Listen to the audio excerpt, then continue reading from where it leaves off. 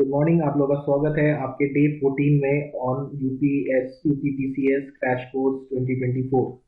तो last class में हम लोग सुप्रीम कोर्ट के बारे में देख चुके थे, और सुप्रीम कोर्ट के बाद बहुत सारे टॉपिक्स हम लोग जो कॉन्स्टिट्यूशनल बॉडीज और नॉन कॉन्स्टिट्यूशनल बॉडीज के ऊपर है वो सब हम लोग डिस्कस कर चुके हैं डे 1 में और डे 2 में। ठीक है, अब हम लोग आते हैं उसके आगे वाला पोर्शन जो कि इंपॉर्टेंट है, दैट इज पंचायत। तो पंचायत यानी कि लोकल गवर्नमेंट। लोकल गवर्नमेंट के बारे में बात करते हैं कि करके देखते हैं। शुरुआत करते हैं अमेंडमेंट से। तो कौन सा अमेंडमेंट है, याद रखिए 73rd और 74th अमेंडमेंट होगा। और इसके थ्रू आर्टिकल्स कौन कौन से हैं हमको याद रखना है, 243 से लेके 243 ओ तक, और यहाँ 74th में आपका ओ के बाद पी आता है, तो 243 पी से लेके 243 जेड जी तक ये हमारे आर्टिकल्स हो गए। ठीक है, अमेंडमेंट हो गए, आर्टिकल्स हो गए। फिर इससे ऐड होता है शेड्यूल नंबर 11, इससे आता है schedule number 12। This is on panchayat and this is on municipalities. ठीक है, शेड्यूल 11 हो गया, शेड्यूल भी देख लिया हमने। सब्जेक्ट देख लेते हैं भाई, इसमें टोटल आते हैं आपके 29 सब्जेक्ट और इसमें टोटल आते हैं आपके 18 सब्जेक्ट। ठीक है, और ये सारे आपके एक्चुअली स्टेट लिस्ट के सब्जेक्ट्स हैं जो कुछ 29 दे दिए गए हैं म्यूनिसिपैलिटीज को, पंचायत को 29 दे दिए गए हैं और म्यूनिसिपैलिटीज को दे दिए गए हैं 80। नेक्स्ट हम लोग बात करते हैं कंपोजिशन की। तो आपका कंपोजिशन कौन डिसाइड करेगा? State legislature. जो भी आपका स्टेट लेजिस्लेचर है वो डिसाइड करेगा क्या कंपोजिशन होगा, और टेन्योर होता है 5 ईयर्स। ठीक है, और कंपोजिशन के साथ साथ एक और चीज है, इलेक्शन का डिसीजन होगा। इलेक्शन कब लेना है ये डिसीजन भी आपका स्टेट लेजिस्लेचर ही लेगा। ठीक है, तो ये कुछ बातें हम लोगों ने देखी। इसके अलावा आपको पता है स्टेट इलेक्शन कमीशन अलग से बनाया गया है जो लोकल गवर्नमेंट का इलेक्शन कराता है। इलेक्शन कमीशन ऑफ इंडिया से कोई लेना देना नहीं है इसका, स्टेट इलेक्शन कमीशन ही देखता है। इसके अलावा आपका जो स्टेट फाइनेंस कमीशन जितने भी टैक्सेस जमा होते हैं, पैसे जमा होते हैं, उसका डिस्ट्रीब्यूशन देखता है। कितना पैसा आपको पंचायत और म्यूनिसिपैलिटीज को डिस्ट्रीब्यूट करना है ये डिसाइड कौन करता है? State finance commission. ठीक है, इसके आर्टिकल्स देख लेते हैं क्या है। ये है 2, ये के है, ये आई है। कौन सा के? 243 के, 243 के, और ये आपका 243 आई। अभी केवल हम लोग पंचायत की बात करते हैं, म्यूनिसिपैलिटी की बात अलग से करेंगे हम लोग। ठीक है, तो उसके बाद देखते हैं फर्स्ट स्टेट जो कहे, अगर आपसे कहा जाए सबसे पहला स्टेट कौन सा है जिसने पंचायती राज वहां पे स्टार्ट हुआ था, वो है राजस्थान। राजस्थान में भी नागौर डिस्ट्रिक्ट है जहाँ पे सबसे पहली बार पंचायत स्टार्ट होता है। और ये आपका 1959 में होता है। 1959 में फर्स्ट स्टेट आपका राजस्थान बनता है, सेकंड स्टेट आपका आंध्रा बनता है। आंध्रा तो खैर छोड़ी है, लेकिन राजस्थान आपको कम से कम याद यहाँ पे रखना पड़ेगा। अच्छा, अब आपसे पूछता कौन कौन से ऐसे स्टेट है जहाँ कोई पंचायत है का क्या सिस्टम ही नहीं है। तो सबसे पहले देखिए दिल्ली में। दिल्ली पूरा अर्बन एरिया है, कोई पंचायत नहीं है, कोई विलेज पंचायत नहीं है। इसके अलावा हमारे 7 नॉर्थ ईस्ट, 7 सिस्टर्स है ना, 7 स्टेट में से 3 स्टेट ऐसे हैं जहाँ कोई पंचायत नहीं है। कौन से? याद रखिए, एम के बाद क्या आता है? एन आता है। तो एम से हो गया मेघालय। ठीक है, जहां भी एम की बात आएगी मेघालय तो आएगा ही। मेघालय के अलावा आपका या तो मणिपुर आता है तो मिजोरम आता है, इसके केस में मिजोरम आएगा, और मणिपुर नहीं है। तो 2 एम, मेघालय मणिपुर। एम के बाद क्या आता है? N, N for Nagaland. तो ये 3 आपके नॉर्थ ईस्ट के स्टेट्स हैं जहाँ पे कोई पंचायत नहीं है। साथ साथ दिल्ली में भी कोई आपका पंचायत का सिस्टम नहीं है। ठीक है, अच्छा म्यूनिसिपैलिटी के बारे में हम लोग बाद में बात जरूर करेंगे, लेकिन म्यूनिसिपैलिटी मतलब जो अर्बन जगह होते हैं, ये तो विलेजेस में होता है पंचायत ना, तो लेकिन अर्बन एरियाज में आपके होते हैं अर्बन लोकल बॉडीज। 8 प्रकार के अर्बन लोकल बॉडीज होते हैं। कौन कौन से देखिए? Municipal corporation, municipality, notified area committee, town area committee, contact cantonment board, township, port trust और स्पेशल पर्पस एजेंसी। ठीक है, ये 8 होते हैं, आपको ध्यान रखना है 8 होते हैं। सब म्यूनिसिपल कॉर्पोरेशन सबसे बड़े वाले, मतलब साइज में जैसे जैसे वो लोग छोटे होते जाते हैं आप देखते जाते हैं। और कुछ कुछ के स्पेशल है, जैसे कैंटोनमेंट एरिया में आपका म्यूनिसिपल कॉर्पोरेशन नहीं होता, उसको कैंटोनमेंट बोर्ड बोलते हैं। ठीक है, जहां बड़े शहरों में म्यूनिसिपल कॉर्पोरेशन होता है, उससे कम छोटे शहरों में आपके म्यूनिसिपैलिटीज होता है। तो उसके बाद नोटिफाइड एरिया कम्युनिटी कमिटी भी होता है। फिर टाउन एरिया है, टाउन एरिया में टाउन एरिया कमेटी होता है। टाउनशिप है, पोर्ट ट्रस्ट है, पोर्ट के आसपास आपका पोर्ट ट्रस्ट होता है, वहां कोई म्यूनिसिपैलिटी नहीं होगी। ठीक है, स्पेशल पर्पज एजेंसी बनाई जाती है। तो 8 प्रकार से आपके अर्बन लोकल बॉडीज बनाई जाती है इन अर्बन एरिया, पंचायत से अलग है ये। ठीक है, तो अभी इस पर चर्चा करेंगे आगे। उसके बाद हम लोग आते हैं, हमारा इलेक्शन डिसीजन देख लिया। नेक्स्ट कम ग्राम सभा। ग्राम सभा क्या होता है भाई? देखिए, ये आपका छोटा सा जगह है जहाँ का पंचायत होगा। इसमें कुछ वार्ड होंगे, कुछ विलेजेस होंगे। ठीक है ना, इसका एक पंचायत होगा। पंचायत में एक पंच होगा, उसके बाद उसके नीचे कुछ और मेंबर्स होंगे, कुछ पंच होंगे, कोई एक सरपंच होगा। ठीक है, ये मिलके सारा काम करेंगे, ठीक है। ये सब की बात अभी नहीं हो रही है।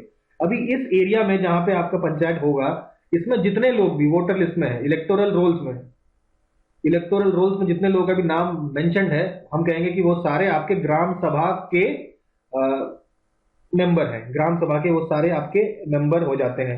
People in the electoral rolls, panchayat के इलेक्टोरल रोल्स में जितने लोगों का नाम है वो सब ग्राम सभा के ऑटोमेटिक मेंबर हो जाते हैं। अब बात करते हैं हम लोग दोबारा इसकी, ठीक है। हमने देखा ये अर्बन लोकल गवर्नमेंट, तो पंचायत से, जो आपका पंचायत है उससे आपके अर्बन लोकल बॉडीज डिफरेंट कैसे हो गए? ये पंचायत मतलब ग्रामीण एरिया, अर्बन लोकल बॉडीज मतलब जो ग्रामीण एरिया नहीं है, ठीक है। जो ग्रामीण एरिया नहीं है उसे अर्बन लोकल बॉडीज बोल देंगे। तो ये कौन डिफाइन करेगा कौन सा ग्रामीण एरिया है, कौन सा ग्रामीण एरिया नहीं है? तो पहली बात तो ये है, अर्बन लोकल बॉडीज के लिए कम से कम 5,000 की तो जनता होनी चाहिए किसी अर्बन लोकल बॉडी के लिए, ठीक है। उसके बाद उनका ऑक्यूपेशन देखा जाएगा, क्या काम कर रहे हैं। अगर वो ज्यादातर एग्रीकल्चरल काम करते हैं, तो जो आपके गांव में एग्रीकल्चरल वर्क ज्यादा होता है, ठीक है, तो एग्रीकल्चरल वर्क के अलावा अगर आप कोई काम कर रहे हो लेटेस्ट से नॉन एग्रीकल्चरल वर्क, तो 75% लोग ऐसे होने चाहिए जो नॉन एग्रीकल्चरल वर्क कर रहे होंगे। नॉन एग्री जो आपके वर्क कर रहे होंगे, ये परसेंटेज बताता है। और ये एरिया डेंस होते हैं, यानी कि ग्रेटर देन अबाउट 400 पर्सन पर किलोमीटर स्क्वायर। 1 किलोमीटर पर स्क्वायर में 400 से ज्यादा लोग हों। तो ये सब क्राइटेरिया देखना पड़ता है हमको कि कहने के लिए कि कौन सा आपका अर्बन एरिया है, कौन सा आपका विलेज एरिया है। तो आई होप ये डिफरेंस समझ में आया होगा कि पंचायत और अर्बन लोकल बॉडीज में क्या क्या डिफरेंस हो सकता है। अब हम लोग बात करते हैं कमिटीज की। कमिटीज के ऊपर प्रॉपर चर्चा करेंगे अभी, लेकिन अभी कुछ कुछ क्वेश्चंस डिस्कस करते हैं कमिटीज को लेकर। तो आपसे ये कहा जाए, who is called the architect, architect of Panchayati Raj. Panchayati Raj के आर्किटेक्ट कौन है? आप कहेंगे बलवंत राय मेहता। बलवंत राय मेहता जी हैं आर्किटेक्ट ऑफ पंचायती राज। इन्होंने फर्स्ट टाइम आपका 3 टीयर होता है पंचायत का, 3 tier system of panchayat start किया किसने? बलवंत राय मेहता जी ने, ठीक है। दूसरा सवाल अगर आपसे पूछा जाए कि पंचायत को, पंचायत ले लीजिए या म्यूनिसिपैलिटीज ले लीजिए, इनको कॉन्स्टिट्यूशनल दर्जा मिला हुआ है। अभी तो मिला हुआ है लेकिन पहले नहीं मिला था। तो कॉन्स्टिट्यूशनल दर्जा दिलाने का पहला बार मांग किसने किया था? तो एल.एम. सिंघवी कमेटी है। एल.एम. सिंघवी कमेटी, लक्ष्मी मल सिंघवी कमेटी ने पहली बार मांग की थी, फर्स्ट टाइम, कि भाई कॉन्स्टिट्यूशनल स्टेटस दिया जाए, ठीक है। तो इसके अलावा क्या किसने मांग करी थी? हाँ, PK. Thungon, PK. Thungon committee, याद रखिए 1988 में बैठती है। 1988 में आपके पी.के. थुंगन कमेटी ने भी कहा था कि कॉन्स्टिट्यूशनल स्टेटस मिलना चाहिए पंचायत और म्यूनिसिपैलिटीज को। पहली बार किसने किया? याद रखिए एल.एम. सिंघवी साहब ने पहली बार ये मांग रखी थी, ठीक है। उसके बाद आपका अशोक मेहता कमेटी भी एक है। अशोक मेहता कमेटी 1977 में, ये कमेटी, ये भी आपका पंचायत और म्यूनिसिपैलिटीज के बारे में ही है, ठीक है। इस पर चर्चा आगे डिटेल में करेंगे, अभी हमने शॉर्ट में इसको आपको आपके सामने रखा, ठीक है। उसके बाद आते हैं हम लोग आपके के आई पता है ना, 243 के किसके लिए था? State election commission. और 243 आई था स्टेट फाइनेंस कमीशन। और डी क्या है? डी है रिजर्वेशन। रिजर्वेशन क्या होगा, कैसे होगा, ये सारी चीजें आपके इस वाले आर्टिकल में मेंशन रहती है, ठीक है। एज क्या होगा? भाई वोट डालने के लिए तो 18 साल की उम्र है, तो 18 साल की उम्र वाला कोई वोट डाल सकता है। लेकिन अगर पंचायत मेंबर बनना होगा, पंच बनना होगा आपको, तो आप पे कम से कम 21 साल का होना चाहिए। तो 21 साल का पंचायत के लिए जरूरी है, म्यूनिसिपैलिटी के लिए जरूरी है, ठीक है। इसके अलावा हमने लोकसभा के लिए 25 या पता है आपको, राज्यसभा के लिए 30, प्रेसिडेंट और वाइस प्रेसिडेंट के लिए मिनिमम 35 साल का होना जरूरी है। तो ये एज हम लोगों को याद रखने पड़ेंगे, ठीक है। अच्छा, अगर आपसे ये एक चीज पूछे, अच्छा रिजर्वेशन में थोड़ा एक समझ लेते हैं कि रिजर्वेशन में कहा है कि भैया एक तिहाई रिजर्वेशन होना चाहिए वुमेन का। वुमेन को 1/3 रिजर्वेशन आपको मिलना चाहिए। फिर एक सवाल यहाँ पे ये आता है कि आपका 73rd और 74th अमेंडमेंट जो आया था, उसके थ्रू कॉन्स्टिट्यूशन तो आपको स्टेटस मिल गया। तो 73rd और 74th आने के बाद सबसे पहला पंचायत कौन से स्टेट में आया, पंचायती राज कौन से स्टेट में आता है? तो आफ्टर दिस, वैसे तो अगर आपसे कहे कि सबसे पहला स्टेट कौन सा है, तो राजस्थान, नागौर वाला आपको पता होना चाहिए। लेकिन अगर आपसे पूछे 73rd अमेंडमेंट के बाद कौन सा पहला स्टेट है जहां पे पंचायत आता है, वो है मध्य प्रदेश। मध्य प्रदेश में पंचायती राज पहली बार आया था after the passing of the 73rd constitutional amendment act, ठीक है। आई होप ये बात समझ में आई होगी। फिर आते हैं लिस्ट में। भाई लिस्ट एक्चुअली में ऐसा है कि 7th शेड्यूल में लिखा है, 7 शेड्यूल में पंचायत के जिस सब्जेक्ट्स हैं कहाँ लिखे होंगे, स्टेट लिस्ट में लिखे होंगे। तो स्टेट लिस्ट में भी आपके एंट्री नंबर 5 जो है उसमें मेंशन्ड है आपके सारे जो subjects of which comes under the panchayat. अब ये पंचायत एडमिनिस्ट्रेशन के बारे में थोड़ा बहुत आइडिया लगना चाहिए। तो एक ग्राम पंचायत होता है, ग्राम पंचायत के अंदर कई सारे वार्ड होते हैं, करीबन 10 से 20 वार्ड, ठीक है। हर एक वार्ड से आपका प्रतिनिधि आता है, ठीक है। तो जो भी प्रतिनिधि वार्ड से आता है उसको कहते हैं पंच, वो कहते हैं पंच। वो अपना इलेक्शन लड़ता है, पंच बन के आता है, और इन पंचों में से एक बनता है सरपंच। तो ये पंच और सरपंच मिलके, अब जरूरी नहीं 5 हो, 5 से ज्यादा भी हो सकते हैं, ठीक है। तो ये लोग मिलके सारा जो, इसे कहते हैं हम लोग विलेज पंचायत। मतलब जो total number of punches with the sarpanch, ये मिलके आपका बन जाता है विलेज पंचायत, इसे ही बोलते हैं, ठीक है। और जितना भी आपका पॉपुलेशन है वो ग्राम सभा है। आई होप ये बात हम लोगों को समझ में आ रही होगी, ठीक है। अब यहाँ पे पेसा एक्ट की बात करते हैं। पेसा एक्ट में थोड़ी और हम लोग अंडरस्टैंडिंग लेते हैं। पेसा एक्ट क्या है, फुल फॉर्म देखिए, panchayat extension to scheduled areas. हमें शेड्यूल्ड एरियाज पता है, एक तो शेड्यूल आपका 5 होता है, एक शेड्यूल 6 होता है। तो शेड्यूल 5 और शेड्यूल 6 में शेड्यूल ट्राइब्स होते हैं। तो पहले ऐसा सिस्टम था बिफोर 1996, ये शेड्यूल्ड ट्राइब्स में आपके ये पंचायती राज नहीं काम करता था। शेड्यूल्ड एरियाज में पंचायत का कोई सिस्टम नहीं था। लेकिन फिर सरकार ने सोचा भाई पंचायत का सिस्टम तो यहाँ पे भी लागू होना चाहिए, क्योंकि पहले मानते थे कि भाई शेड्यूल ट्राइब जो है हम लोगों से अलग हो चुके हैं, अलग हैं बिल्कुल जनरल पब्लिक से। तो उनको स्पेशल स्टेटस, उनका जो सिस्टम चल रहा है चलने दीजिए, हम बीच में इंटरफेयर नहीं करेंगे। फिर 1996 में देखा कि नहीं भाई, हम थोड़ा सा इंटरफेयर करते हैं उनकी भलाई के लिए, ये तो उन्हीं का सेल्फ गवर्नमेंट कर रहे हैं हम लोग, उनको एक्स्ट्रा पावर्स भी देंगे। तो पंचायती राज शेड्यूल ट्राइब्स वाले एरिया में, यानी कि शेड्यूल 5 और शेड्यूल 6 एरियाज में भी क्यों ना लागू किया जाए, तो लागू किया गया। 1996 को लागू किया गया। 1996 में वो कहते हैं कि भाई कुछ कुछ लेकिन रूल्स अलग हैं नॉर्मल पंचायत से। पहली बात, उनका क्या ग्राम सभा नहीं होगा, उनका भी ग्राम सभा होगा, ठीक है। लेकिन ग्राम सभा के पास स्पेशल पावर्स होगी। पावर्स किस बात के, जो माइनर फॉरेस्ट प्रोड्यूस है, माइनर फॉरेस्ट प्रोड्यूस जो है वो, उस पर अगर कुछ काम होना है तो भाई परमिशन लेनी पड़ेगी ग्राम सभा की। दूसरी बात, लैंड का ट्रांसफर होना होगा। अगर लैंड का ट्रांसफर अगर होना होगा, ये नहीं आप जाके खरीद लिए भाई, जब तक आप ग्राम सभा परमिशन नहीं देगा कि आप लैंड खरीद सकते हैं इनसे, तो आप लैंड इनसे खरीद नहीं पाएंगे, ठीक है। इसके अलावा माइनर मिनरल्स का अगर माइनिंग करना होगा तो भी ग्राम सभा का परमिशन लेना है। माइनर मिनरल्स कहा गया, मेजर मिनरल्स जो है उनका आप कर सकते हैं, लेकिन माइनर मिनरल्स जो है और माइनस फॉरेस्ट प्रोड्यूस, इन सब के लिए परमिशन लेना पड़ेगा। अपना लैंड ट्रांसफर करने के लिए परमिशन लेना पड़ेगा, ठीक है। ये बात समझ में आती है। अब ये जो ग्राम सभा है, ग्राम सभा का एक हेड होता है। अरे जैसे हम लोगों का लोकसभा राज्यसभा का एक स्पीकर और चेयरमैन होता है, उस तरीके से ग्राम सभा का प्रेसिडेंट होता है, ठीक है। अच्छा, इस ग्राम सभा से ही हमारे पंच और सरपंच चुन के आते हैं, तो ये हमारा एग्जीक्यूटिव हो गया। जैसे हमारा एग्जीक्यूटिव सेंट्रल लेवल पे क्या होता है भाई, प्राइम मिनिस्टर होता है, काउंसिल ऑफ मिनिस्टर होता है। उसी तरीके से हम बात करते हैं, अगर हम पंचायत की बात करेंगे, ग्राम सभा की बात करेंगे, वहां का जो एग्जीक्यूटिव होगा वो पंच और सरपंच होंगे, और यहाँ का जो प्रेसिडेंट होगा वो लोकसभा के स्पीकर जैसा होगा। तो यहाँ का प्रेसिडेंट इसको चूज किया जाता है। तो इसके कुछ रूल्स हैं भाई, पेसा एक्ट में लिखे गए कि जो भी प्रेसिडेंट चूज करेंगे, या तो वो ओल्डेस्ट फीमेल होंगी, जो भी वहां सबसे बुजुर्ग महिला है उनको बना दिया जाएगा प्रेसिडेंट, या तो किसी एसटी कैंडिडेट को ही बनाया जाएगा, ठीक है। या तो ओल्डेस्ट फीमेल, या तो किसी एसटी कैंडिडेट को आपका बनाया जाएगा, एसटी कैंडिडेट को आपका प्रेसिडेंट बनाया जाएगा, ठीक है। तो ये सारी बात हम लोगों ने पेसा एक्ट 1996 के रिलेटेड हम लोग समझते हैं। फिर बात करते हैं हम लोग father of local self government किसे बोलते हैं? Father of local self government बोलते हैं लॉर्ड रिपन। लॉर्ड रिपन को बोला जाता है, लॉर्ड रिपन को बोला जाता है, he was the first father of local self government was Lord Ripon. तो सारे आर्टिकल्स हम लोग अभी देखते हैं एक एक करके, सारे जो 16 आर्टिकल्स एक बार देख लेते हैं। कोशिश करिएगा ये सब याद रखने की, ठीक है। तो स्टार्ट करेंगे हम लोग ए से, एबीसी। देखो, ए का मतलब है ग्राम सभा। सबसे इंपॉर्टेंट चीज क्या है? ग्राम सभा। तो पंचायत बनी किससे? ग्राम सभा से तो बनी है। तो ग्राम सभा के बारे में सबसे इंपॉर्टेंट चीज है वो तो ए। फिर देखिए बी और सी एक साथ देखेंगे, इसके सामने सी सी लिख दीजिए, सी सी।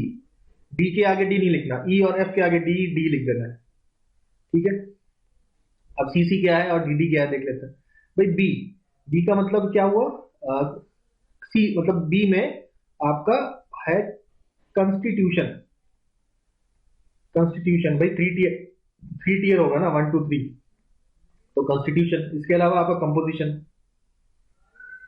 कंपोजिशन इसका क्या है? तो सीसी हो गया, कॉन्स्टिट्यूशन एंड कंपोजिशन।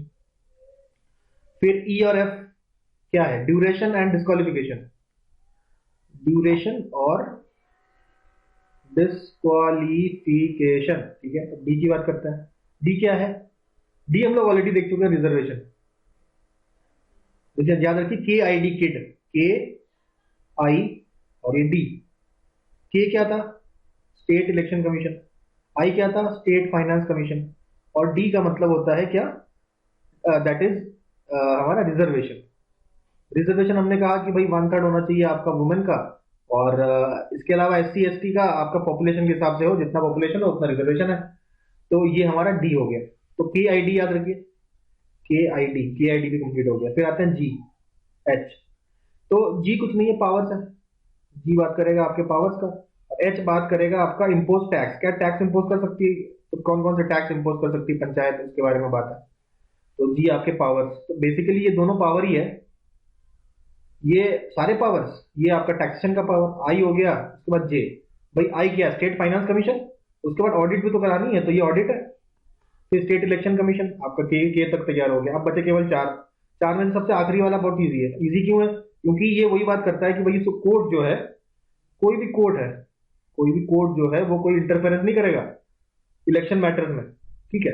तो ये बात होगी। एल एम एन करते हैं। एल मतलब इतना सब हम लोगों ने वही पढ़ा पंचायत। यूटीज के ऊपर क्या सिस्टम चलेगा? क्या यूटीज में पंचायत होंगे? तो यूटीज में पंचायत का क्या सिस्टम है वो आपका एल बताता है। तो एम और एन बचता है लास्ट, ठीक है। अब एम और एन इतना इंपॉर्टेंट नहीं है। क्यों नहीं है? क्योंकि भाई एम ये कहता है कि जो पंचायत पहले थे, ये आने से पहले, ये आपका तो बाद में आता है ना, 1992 में आता है 73rd कॉन्स्टिट्यूशनल अमेंडमेंट। ये 1992 में आता है, ये बताया नहीं शायद मैंने, 1992 में आता है 73rd कॉन्स्टिट्यूशनल अमेंडमेंट। तो उससे पहले क्या पंचायत नहीं थे? आपने देखा तब पहला पंचायत आपका नागौर में बना था राजस्थान में, 1959 में बन गया था। तो ऑब्वियसली इसमें यह बताया गया कि जो पंचायत पहले से चल रहे हैं, जब ये एक्ट आपका आता है उस समय कुछ पंचायत चल रहे होंगे, वो अपने रूल्स एंड रेगुलेशन से चलेंगे जब तक उनका खत्म नहीं हो जाता। एक बार उनका टेन्योर खत्म हो जाएगा, फिर दोबारा आपका ये 73rd अमेंडमेंट उन पर भी अप्लाई होने लगेगा। आई होप ये बात हम लोगों को समझ में आ रही होगी। तो ये थोड़ा सा मैंने यहाँ पे उल्टा बता दिया आपको, ये उल्टा है। ये जो भी चीज बताया है ना, ये एन में है, एम में नहीं है। तो एम आपका एन में बताया ये सारी बातें। जो आपका हमने ये बताया ना कि जो पुराने लॉज है उसको कंटिन्यू करेंगे, कंटिन्यू वाला रूल है वो एम है। एम क्या बताता है? एम बताता है ये है जो भी आप ये देख रहे हैं ना, ये जितने भी आर्टिकल्स हैं, ये किस पे अप्लाई नहीं होगा? शेड्यूल्ड एरियाज पे। तो शेड्यूल 5 और शेड्यूल 6 वाले जो एरियाज है उन पे ये कोई रूल अप्लाई नहीं होगा। उन पे क्या रूल अप्लाई होगा? हमने देखा 1996 में आता है आपका पेसा एक्ट, तो उन पे पेसा एक्ट आपका इंप्लीमेंट होगा, ठीक है। तो ये आपका एम बताता है। तो आई होप ये सारी बातें आपको तो थोड़ी बहुत तो क्लियर हो ही गई होंगी। तो कुछ कुछ याद रखिए, जितना हो सके याद रखिए। एक बार 2-3 बार इसको देख लीजिए, जितना दिमाग में रहेगा जाएगा, कोई बात नहीं। बाकी हम लोग उम्मीद करेंगे कि कुछ अगर ठीक से समझ में आया तो आपका एग्जाम में दिमाग में रहे कुछ बातें। खासकर एक किड याद रखिए, वो तो आप भूलेंगे नहीं। साथ में ए, आप ए आ याद रखिए, ठीक है। किड में आई और के बीच में जो जे है वो होता है ऑडिट, मतलब सीएजी वाला काम भी तो कोई करेगा यहाँ पे। तो ऑडिट वाला काम इसका कैसे होगा वो बताया गया है आपका जे में, ठीक है। तो ये सारी चीजें हम लोग को याद रखनी। तो अभी बात करते हैं 74th कॉन्स्टिट्यूशनल अमेंडमेंट की। तो 74th कॉन्स्टिट्यूशनल अमेंडमेंट किसके लिए आया था? म्यूनिसिपैलिटीज के लिए आया था। म्यूनिसिपैलिटीज या urban local body. Urban local body है कितने? 8 प्रकार की अर्बन लोकल बॉडी होती है, और जो भी प्रकार की होगी वो 3 टियर होती है, बेसिकली 3 टियर, ठीक है। 3 टियर कौन से हैं इसमें? भाई 3 टियर में सबसे पहला होता है आपका म्यूनिसिपल कॉर्पोरेशन। म्यूनिसिपल कॉर्पोरेशन आपका सबसे पहला टियर होता है। उसका सेकंड होता है municipal municipal council, municipal council होता है। और आपका थर्ड होता है नगर पंचायत, नगर पंचायत, ठीक है। ये म्यूनिसिपल कॉर्पोरेशन, काउंसिल और नगर पंचायत, ये हो गया 3 टियर। अच्छा, आप कुछ ये वाली बात देखते हैं, ये थोड़ा सा कंपेयर करते हैं। हमने देखा किड देखा था ना, किसका? पंचायत का किड। के किसके लिए था? स्टेट इलेक्शन कमीशन, ठीक है। उसके बाद आई, आई किसके लिए था? State finance commission. और आपका ये आपका डी हमने बात बताया था रिजर्वेशन के लिए, ठीक है। ये डी अब छोड़ दीजिए, अब यहाँ के और आई की बात करता है। तो आई जे के होता है ना, आई जे के, तो यहाँ वाई। जे में हमने देखा कोई दूसरी चीज है, तो जे के बाद, वाई के बाद आता है जेड, जेड में कोई दूसरी चीज होगी, उसके बाद क्या हो जाएगा? Z A. तो बिल्कुल यही सेम टू सेम आपका म्यूनिसिपैलिटीज में लग जाएगा। यानी कि 243 वाई आपका होगा स्टेट फाइनेंस कमीशन। एक छोड़ के जेड ए आएगा, वो होगा स्टेट इलेक्शन कमीशन, ठीक है। आई होप ये बात तो समझ में आई होगी। State election commission, state finance commission क्या होता है बताने की जरूरत है नहीं।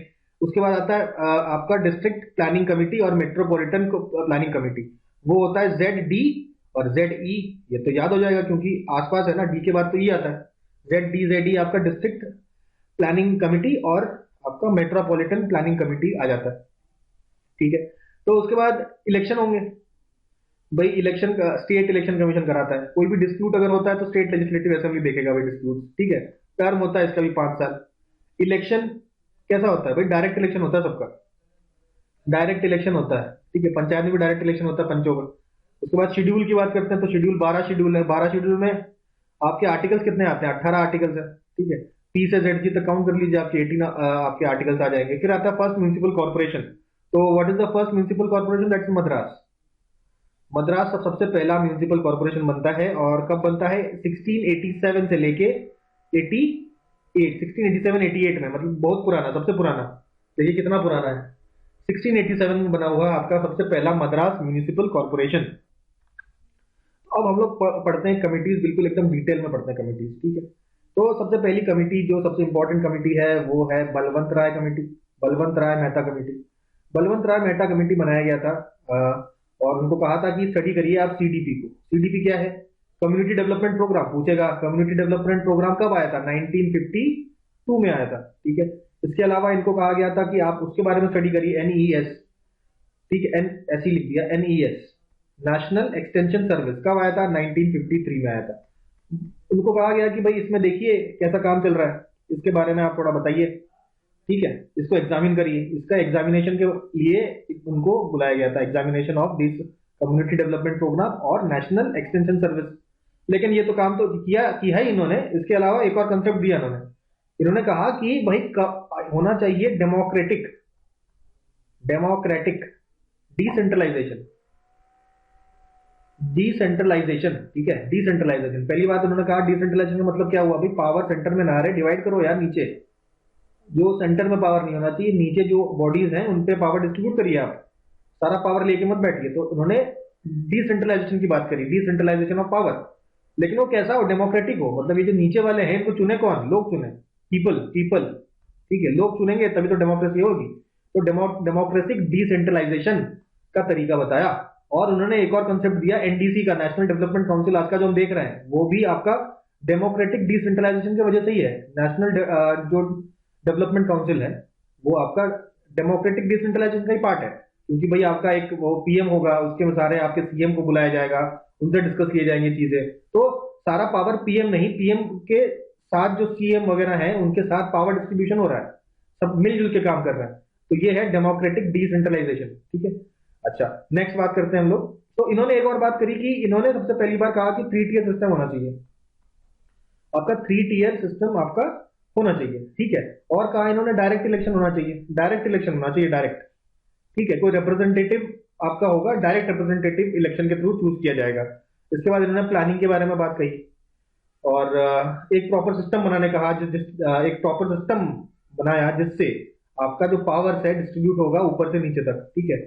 तो ये सब बातें इन्होंने करी बलवंत राय मेहता कमेटी ने। इंपॉर्टेंट याद रखिए कि भैया 3 टियर सिस्टम लाए, डेमोक्रेटिक डिसेंट्रलाइजेशन का कंसेप्ट लाए, ठीक है। इनको एग्जामिन करने भेजा गया था, सीडीपी को और एनईएस को। अगला आते हैं हम लोग सेकंड, सेकंड इंपॉर्टेंट है, that is Ashok Mehta committee. Ashok Mehta committee ने तो पूरे पन्ने भर दिए, बेसिकली 132 रिकमेंडेशन दिए, ठीक है। सारे रिकमेंडेशन डिस्कस करने जाएंगे तो फिर यही होगा, इसी का एग्जाम दे लेंगे। तो इसके इंपॉर्टेंट चीजें देखते हैं। सबसे इंपॉर्टेंट चीज है इन्होंने 2 टियर सिस्टम का, अशोक मेहता जी ने 2 टियर सिस्टम का। अच्छा, बलवंत राय मेहता जी कब आए थे, 1957 को आए थे। 1957 में बलवंत राय कमेटी जी ने अपना रिपोर्ट दिया, 1957 को, ठीक है। उसके बाद अशोक मेहता कमेटी जी, ये आपका बनते हैं 1977 में बनते हैं। 20 साल देख लीजिए, एग्जैक्ट एग्जैक्ट 20 साल, 20 साल बाद ये बनते हैं। 1978 को ये अपना रिपोर्ट देते हैं, और रिपोर्ट में कहते हैं भाई 2 टियर सिस्टम होना चाहिए। कौन से 2 टियर, उन्होंने कहा 2 टियर, एक तो होगा जिला पंचायत, एक जिला पंचायत हो और एक मंडल पंचायत हो, बस ये दो की जरूरत है, और जरूरत है नहीं, ठीक है। और ये बहुत सारी बात कही इन्होंने, आपके रिजर्वेशन की भी बात भी कही इन्होंने, ठीक है। और कॉन्स्टिट्यूशनल रिकॉग्निशन के बारे में कुछ कुछ बात बोली है, लेकिन कॉन्स्टिट्यूशनल रिकमेंडेशन में सबसे पहले बात करेंगे हम लोग एल एम सिंघवी जी का, बाद में आएंगे। तो ये सब बातें इन्होंने करी थी अशोक मेहता कमेटी, ठीक है, 1977 में। फिर अगले 5 साल में अब देखिए, अब जो पंचायत के बारे में लोग ज्यादा सोच रहे हैं ना, तो पहले 20 साल तक सो गया था ये 57 के बाद, और कोई कमेटी नहीं बनी। लेकिन अब पंचायत के बारे में देखिए, धीरे धीरे ज्यादा ज्यादा इस समय पंचायत के डेवलपमेंट की तरफ बहुत तेजी से बढ़ेंगे हम लोग। तो ये कमेटी के बीच में डिफरेंस देखिए 20 साल का। उसके बाद आप अगले 5 साल में अगला कमेटी बन जाता है। कौन सा कमेटी है? हनुमंता राव कमेटी। हनुमंता राव कमेटी 1983 में बनता है। ठीक है। हनुमंता राव ने कुछ कुछ बात बताई about planning, planning of district planning bodies. ठीक है। डिस्ट्रिक्ट प्लानिंग बॉडीज के बारे में इन्होंने कुछ कुछ बात बताई। इन्होंने भी 3 टायर की बात ही बताई, 3 टीयर की बात ही इन्होंने भी कही है। ठीक है, हनुमंता राव जी ने। उसके बाद चौथे नंबर पे आते हैं, अब 83 में बना ना, 83 के बाद अगला आपका 2 साल बाद ही बन गया। अब देखो 5 साल से कम होकर 2 साल बाद अगली कमेटी बनी, GV.K. Rao committee. GV.K. Rao committee. ठीक है। GV.K. राव कमेटी ने कहा कि देखिए, हमारा जो एक्चुअली पंचायत तो ऑलरेडी बन ही चुका था, इसके बाद ही बन गया था। ठीक है। कॉन्स्टिट्यूशनल स्टेटस नहीं मिला था, तो पंचायत और ठीक से काम भी नहीं कर रहा था। तो बार बार ये कमिटीज बनाने का कारण ये था कि भाई क्यों ठीक से काम नहीं कर रहा, सब लोग अपने अपने रिकमेंडेशन देते हैं। ठीक है। फिर 1983 में हनुमंता राव जी आते हैं। उसके बाद 1985 में आपका GV.K. राव कमेटी ने कहता है कि ये जो प्रॉब्लम है, क्यों पंचायत काम नहीं कर रहा, उसका रीजन ये है कि जो ब्यूरोक्रेसी है, जो आपका ब्यूरोक्रेसी है, ब्यूरोक्रेसी के कारण आपका ठीक से स्ट्रेंथ नहीं मिल पा रहा है पंचायती राज सिस्टम को। ठीक है। तो GV.K. राव ने भी 3 टीयर सिस्टम के बारे में बात की। 3 टीयर कहने को कहा, केवल 2 टीयर, केवल अशोक मेहता जी ने कहा 2 टीयर के बारे में कि 2 टीयर सिस्टम होना चाहिए। ठीक है। नेक्स्ट हम लोग फिफ्थ नंबर वाले कमिटी आते हैं। अब 83 के बाद 85 है ना। अब देखिए 85 के बाद अगले ही साल 5वें नंबर में LM सिंघवी कमेटी आती है। कब आती है? अगले साल का मतलब क्या हुआ? 1985, ये 1986 में आता है। 1986 में LM सिंघवी जी ने बहुत ही बड़े भारी शब्दों में कहा कि भैया कॉन्स्टिट्यूशनल रिकॉग्नाइजेशन जब तक नहीं देंगे इनको, तब तक काम चलेगा नहीं, आप इसको कॉन्स्टिट्यूशनल रिकॉग्निशन दीजिए। और एक और बात बताई LM सिंघवी जी ने, काफी इंटरेस्टिंग बात इन्होंने बताई कि ये जो कांग्रेस, बीजेपी और अलग अलग पार्टीज लड़ते हैं, इन्होंने कहा जब बात करेंगे हम लोग लोकल बॉडीज की, तो अलग अलग पार्टीज नहीं होना चाहिए, कोई पॉलिटिकल पार्टीज नहीं होने चाहिए। ठीक है। Without involvement of political parties election करवाइए। तो ये एक इन्होंने एक एडवाइस दिया था। हालांकि ये एडवाइस तो नहीं माना गया, लेकिन अभी भी पॉलिटिकल पार्टीज ही लड़ती हैं इलेक्शन, बट ये पॉलिटिकल पार्टीज को नहीं लड़ना चाहिए, ऐसा LM सिंघवी जी ने बोला 1986 में। उसके बाद आपके 86 के बाद देखो 1 साल के बाद ही आ गया। तो अगला कब आएगा? छठा। छठा इसके 2 साल बाद आया, और एक साथ दो आ गए। 1988 में 2 कमेटी बनती है, नाम याद रखी, काफी है। थिंगन कमेटी, थिंगन कमेटी, और इसके साथ साथ गडगिल कमेटी। थिंगन और गडगिल कमेटी आपका, ये हमने 7वां देख लिया। तो 1988 के बाद आपका 1999 में 6, 7, 8, 8वीं कमेटी बनती है 1990 में, और इस कमेटी का नाम होता है हरलाल सिंह खारा। हरलाल सिंह खारा कमेटी बनती है 1990 में। फिर तो हमें पता ही है 1992 में क्या होता है, आपका आ जाता है 1992। इतने सारे कमेटी बने, फिर जाके 92 में आपका 73rd और 74th कॉन्स्टिट्यूशनल अमेंडमेंट एक्ट आया, जिसमें एट लास्ट जाके पंचायत और म्यूनिसिपैलिटीज को जाके कॉन्स्टिट्यूशनल स्टेटस मिलता है। अब हम लोग डिस्कस करेंगे कुछ मिसलेनियस टॉपिक्स जो कि पुरानी ईयर के क्वेश्चन पेपर से उठाए हुए हैं डायरेक्ट, तो वो भी पढ़ना जरूरी होता है क्योंकि पिछली ईयर के क्वेश्चन इंपॉर्टेंट होते हैं। ठीक है। कुछ कुछ स्टेट के हम लोग पंचायती राज के रूल्स वगैरह देखेंगे, तो थोड़े से डिफरेंट है, एग्जाम में पूछे गए हैं। तो क्योंकि ऑब्वियसली सबके रूल्स अलग अलग होंगे, क्योंकि सबका अलग अलग एक्ट है, तो एक्ट में बिल्कुल समानता तो नहीं हो सकती, कुछ कुछ डिफरेंस होता है। और ऑब्वियसली पंचायत तो सारा आपका स्टेट, आपका लेजिस्लेचर ही काम कंट्रोल करता है, तो हर स्टेट में थोड़ा थोड़ा डिफरेंसेस तो देखने को आपको मिल ही जाएगा। जैसे छत्तीसगढ़ की अगर हम बात करें, तो छत्तीसगढ़ एक प्रकार का ट्राइबल एरिया है, ट्राइबल एरिया वहाँ पे ज्यादा है। तो वहाँ पे गवर्नर को काफी पावर मिली हुई है कि जो भी आपके ब्लॉक्स हैं और आपके पंचायत है, उसकी जो लिमिट्स हैं उसको चेंज करना, कंट्रोल करना, उसको चेंज करना बेसिकली। ठीक है। इसके अलावा बिहार में कुछ स्पेशल पावर दिए गए हैं पंचायत को, मतलब कुछ पावर होता है केवल कोर्ट के पास होता है, लेकिन कुछ कोर्ट के पावर भी आपके बिहार के पंचायत और लोकल बॉडीज को दिया गया है। और बिहार के पंचायत लोकल बॉडीज जो हैं वो 3 महीने की जेल करा सकता है। इसके साथ साथ 1,000 रुपए तक का फाइन भी आपका वसूल सकता है। ठीक है। तो कुछ जुडिशियल पावर्स भी आपको दिए गए हैं इन बिहार। अच्छा, यूपी का जरूरी है, यूपी में तो बहुत सारी चीजें पता होनी चाहिए। पहली बात तो डेट ही पता होनी चाहिए कब पास हुआ था। तो देखिए ये एक था यूपी क्षेत्र पंचायत एंड जिला परिषद एक्ट। यूपी क्षेत्र पंचायत एंड जिला परिषद एक्ट पास हुआ था 1961 में, ठीक है। तो उसमें बात करी थी डिस्ट्रिक्ट पंचायत की। डिस्ट्रिक्ट पंचायत होगा जिसका एक चेयरमैन एंड वाइस चेयरमैन होगा, ठीक है। अभी डिस्ट्रिक्ट पंचायत के जितने भी मेंबर्स होंगे वही तो चूज करेंगे आपके चेयरमैन और वाइस चेयरमैन को। तो ये सब बात लिखी गई है। और एक और बात में बताया गया है, जो चेयरमैन है वो आपका एससी से हो सकता है, एसटी कम्युनिटी से हो सकता है, या ओबीसी कम्युनिटी से ही हो सकता है, और ये रोटेशन बेसिस पे चेयरमैन आपका रोटेशन बेसिस पे चेंज होगा, ठीक है। तो ये बात हो गई यूपी की। इसके अलावा हम लोग 243E4, ठीक है, याद करिए 243E क्या था, दो डी था ना, ई और एफ। ई और एफ, ई क्या था आपका वो ये डी से ड्यूरेशन, और ई के बाद आपका एफ था फॉर डिस्क्वालिफिकेशन। तो ड्यूरेशन की बात कर रहा है ना बेसिकली। 243E की बात करेंगे तो दैट इज फॉर ड्यूरेशन। देखिए ड्यूरेशन के बारे में क्या बात किया, ऊपर देखते हैं। तो ड्यूरेशन में कहा है कि आपका लेटर से पंचायत है, पंचायत चुन के आ गया तो 5 साल तक चलेगा। 5 साल तक उसको उसका सपोर्ट चला जाता है, ठीक है। तो 5 साल के बाद अगर ये सरकार गिरती है तो जो नई सरकार बनेगी, सरकार इन द सेंस जो नया पंचायत बनेगा, वो रिमेनिंग ऑफ द 5 ईयर्स के लिए होगा। तो किसी भी हालत में ये 5 ईयर का टर्म कंप्लीट करने के बाद ही मतलब आपका नया टर्म चालू होगा 5 साल बाद। मतलब नई सरकार अगर बनती भी है तो यहाँ से 5 साल नहीं कैलकुलेट होगा। वो जो स्टार्टिंग इलेक्शन था, it will be selected for the remaining period only, remaining period के लिए ही वो इलेक्ट होंगे। उसके बाद जेड जे आता है। ये थोड़ा आपका जेड जे आप देखिएगा ना, GHIJ, ठीक है, जी में खत्म हो जाता है हमारा म्यूनसिपलिटी, फिर ये जे, तो बेसिकली कोऑपरेटिव वाला सिस्टम आ गया। तो हाँ, ये इसमें ये बोला गया कि मैक्सिमम कितने डायरेक्टर्स हो सकता है in a board of cooperative society. Cooperative society का जो बोर्ड है उसमें कह रहा है कितने मैक्सिमम डायरेक्टर्स हो सकता है। तो ये भी लिखा हुआ है इसमें, there can be maximum of 21 directors in the board of the cooperative society, ठीक है। तो ये वाली बात तो क्लियर होती है। इसके बाद ये देखते हैं हम लोग NCDRC क्या है ये, national consumer dispute redressal commission. तो ये बेसिकली कंज्यूमर पंचायत खत्म हो गया, ठीक है। अब हम लोग ये मिसलेनियस टॉपिक में आ जाता है। तो national consumer dispute redressal commission क्या होता है कि जो भी कंज्यूमर के आपके प्रॉब्लम्स है, डिस्प्यूट्स है, कंप्लेंट्स है, वो वही कंज्यूमर करता है। तो इसके ऊपर बात है कि कंज्यूमर कहाँ करेगा, जुरिस्डिक्शन समझने की जरूरत है। देखिए इसके अंडर होता है एक डिस्ट्रिक्ट फोरम, इसके अलावा होता है स्टेट कमीशन, और एक होता है नेशनल कमीशन। कोई भी अगर आपका कंप्लेंट है जिसका जो वैल्यू है वो 20 लाख से अगर कम होती है, अगर it is less than 20 lakh, तो आप डिस्ट्रिक्ट फोरम में जाइए।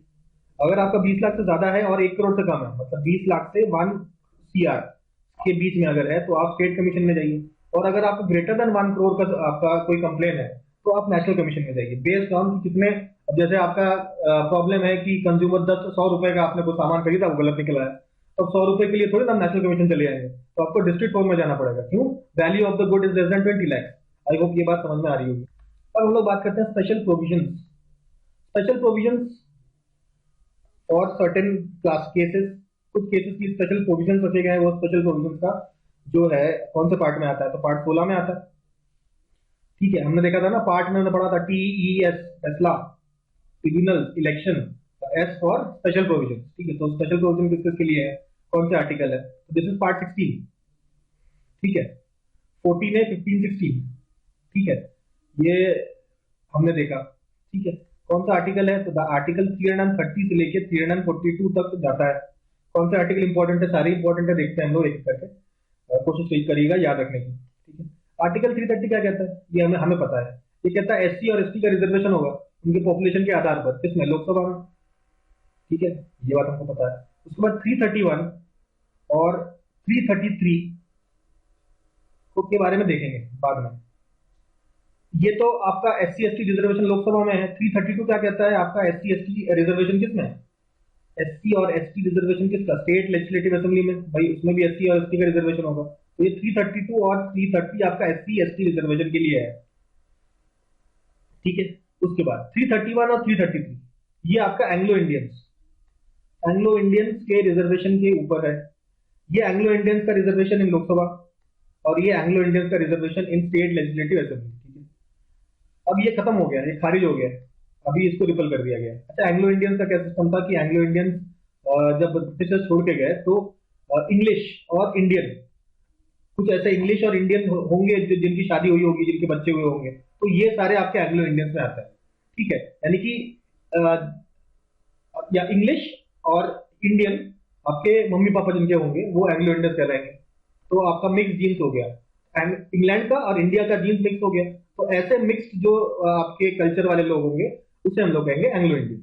तो जब आजादी हुई तो एंग्लो इंडियंस के प्रोटेक्शन के लिए कुछ कुछ क्लॉजेस डाल दिए गए, ठीक है। लेकिन अभी समय के साथ ऐसा हो गया कि जो एंग्लो इंडियंस है वो आपके पॉपुलेशन में काफी ज्यादा आपके कम हो चुके हैं, इतने एंग्लो इंडियंस अब नहीं बचे हैं, ठीक है।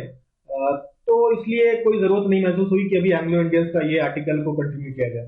तो 331 और 333 को हटा दिया गया, और भी कुछ आर्टिकल्स इनको हटा दिया गया, वो आगे देखेंगे हम लोग। तो ये बात समझ में आ रही। 331 333 आपका एंग्लो इंडियन का इंडियंस का रिजर्वेशन था एक लोकसभा में, और 333 आपका स्टेट लेजिस्लेटिव असेंबली में, ठीक है। फिर आते हैं 334, ठीक है, अगले पेज में देखते हैं। आर्टिकल 334 क्या कहता है? Of the constitution of India provide for the reservation and seats and special reservation to cease after a certain period. ये कहता है कि रिजर्वेशन दिया जाएगा, लेकिन ये जो रिजर्वेशन दिया जा रहा है कुछ समय बाद, तो कहा जाता है 10 साल बाद खत्म हो जाना चाहिए। तो ये एक बात थी। लेकिन आर्टिकल 334 को हर बार अमेंड कर दिया जाता है, 10 से कभी 20 साल कर देते हैं, कभी 30 साल कर देते हैं, कभी 40 साल कर देता है। तो ऐसे लगातार अमेंडमेंट आते रहे, ठीक है। तो 1960 तक खत्म हो जाना चाहिए था रिजर्वेशन, लेकिन फिर 8वां अमेंडमेंट आ जाता है, वो 1970 तक खींच लेता है, ठीक है। उसके बाद 23rd अमेंडमेंट आता है, 45th अमेंडमेंट आता है, 62nd अमेंडमेंट आता है, 79, 95th, और अभी लेटेस्ट अमेंडमेंट आपका 104 अमेंडमेंट है, जिसमें और 10 साल रिजर्वेशन को बढ़ा दिया गया। तो करीबन 70 साल हो गया है आपका रिजर्वेशन बढ़ते बढ़ते। अभी अगला 2030 तक है, 2030 तक रिजर्वेशन आपका और चलेगा। 2030 में भी दूसरा अमेंडमेंट ले आएंगे, 10 साल और बढ़ा देंगे, तो ऐसे 10-10 साल। लेकिन ओरिजिनल कॉन्स्टिट्यूशन लिखा था कि ये जो आपका प्रोविजन है ये 10 साल के लिए, यानी कि 1960s में सारा रिजर्वेशन का कॉन्सेप्ट को खत्म कर दिया जाएगा। लेकिन ड्यू टू पॉलिटिकल कंपल्शन है या जो भी है रीजन, आपके ये रिजर्वेशन खत्म नहीं हो रहा है। तो अभी लेटेस्ट आपका 104 है, लेकिन 104 वाला अमेंडमेंट में आपका एंग्लो इंडियंस का रिजर्वेशन खत्म कर दिया गया, ठीक है। ये 104th अमेंडमेंट में ही ये फिर खत्म हुआ। अब आते हैं हम लोग दोबारा SC/ST पे ही आते हैं कि हमने देखा 330 रिजर्वेशन, 332 रिजर्वेशन, उसके बाद जॉब्स में रिजर्वेशन 335 है।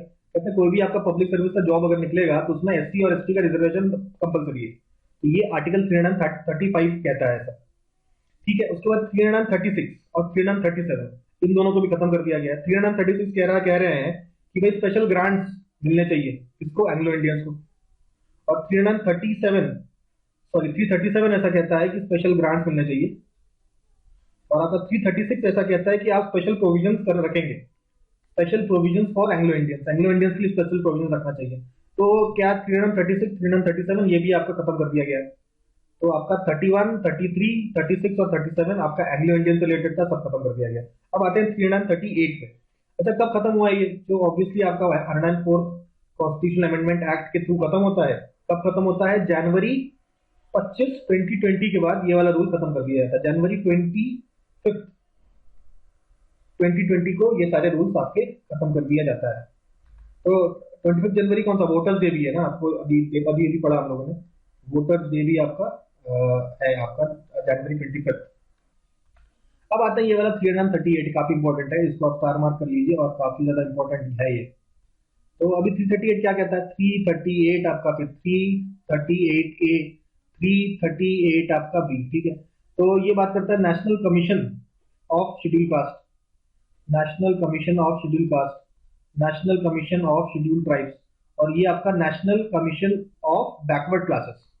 तो ये आपके 3 नेशनल कमीशन आपके 3 आर्टिकल्स में है। तो डिटेल अभी नहीं कर रहे हैं, बाद में करेंगे, ठीक है। 339 की बात करते हैं।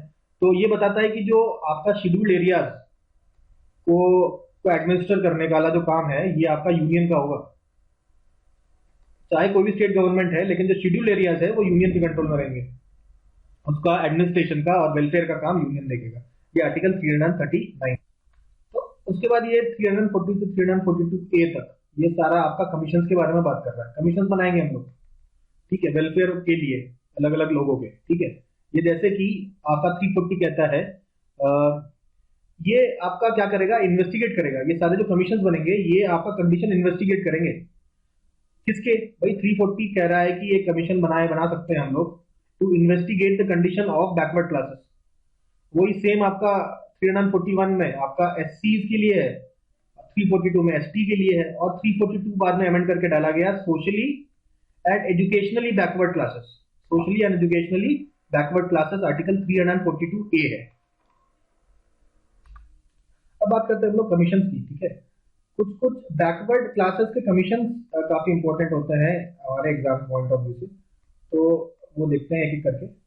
भाई सबसे पहले बैकवर्ड क्लासेस कमीशन, आपका फर्स्ट बैकवर्ड क्लासेस कमीशन आपका बनता है, दिस इज कॉल्ड एज काका साहेब केलकर कमीशन। काका साहेब केलकर कमीशन, ये आपका 1953 में इसका गठन होता है और ये रिपोर्ट प्रेजेंट करता है 1955 को। काका साहेब केलकर सबसे पहला बैकवर्ड क्लासेस कमीशन। उसके बाद सेकंड बैकवर्ड क्लासेस कमीशन के बारे में तो सब जानते हैं, ये है आपका बीपी मंडल कमीशन। बीपी मंडल कमीशन, तो मंडल कमीशन आपका फॉर्म होता है 1980 में, अपना रिपोर्ट भी देता है 1980 में। 1979 में फॉर्म होता है, 79 में फॉर्म होता है, रिपोर्ट देता है 1980 में। और ये रिपोर्ट अपना धूल खा रहा होता है आराम से बैठ के, लेकिन इसी रिपोर्ट को उठा के फिर वीपी सिंह गवर्नमेंट आपका 27% रिजर्वेशन ले आती है 1990 में। वीपी सिंह साहब का गवर्नमेंट था, उन्होंने कहा कि भाई अब से 27% का रिजर्वेशन आपका ओबीसी में होगा। तो ये आपका बीपी मंडल कमीशन के बारे में हो गया, ठीक है। अब कुछ स्पेशल एक्ट होते हैं, कुछ स्पेशल एक्ट के आपके डेट याद रखने पड़ेंगे। सबसे पहले चाइल्ड लेबर एक्ट कब आया था, तो ये आया था 1986 में। चाइल्ड लेबर के बाद फिर नरसिम्हा राव जी के जो गवर्नमेंट है उसमें कुछ एक्ट आए थे, देखेंगे 3 एक्ट। सबसे पहला आया था national commission for minorities act, national commission of minorities act, ये आया था 1992 को। माइनॉरिटीज देख लिया हमने। माइनॉरिटीज के बाद अगला है बैकवर्ड क्लासेस, तो नेक्स्ट 1993 में आपके national commission for backward classes act बनता है, ठीक है। नेशनल कमीशन फॉर आपका बैकवर्ड क्लासेस। उसके बाद national commission of backward classes बन गया, नेशनल कमीशन फॉर माइनॉरिटीज बन गया। अब आपका 1995 में आपका बना national commission of physical disabilities, ठीक है। तो ये बना 1995 में, पर्सन विद डिसेबिलिटीज एक्ट।